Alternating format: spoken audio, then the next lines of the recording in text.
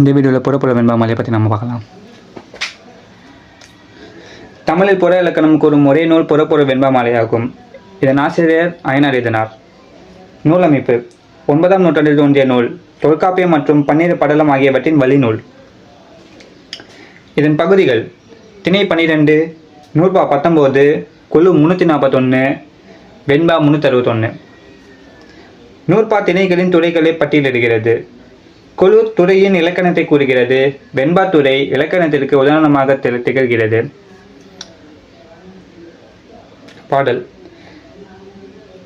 வெச்சி நிறை கவர்தல் மீட்டல் கரந்தையாம், வட்கார் மேல் செல்வது வஞ்சி, உட்காது எதிர் ஊன்றல் காஞ்சி, எய்காத்தல் நொச்சி, அது வளைத்தல் ஆகும் ஒளினை, அதிரப்பொருவது தும்பையாம், போர்க்களத்தை மிக்கோர் செருவென்றது வாகையாம்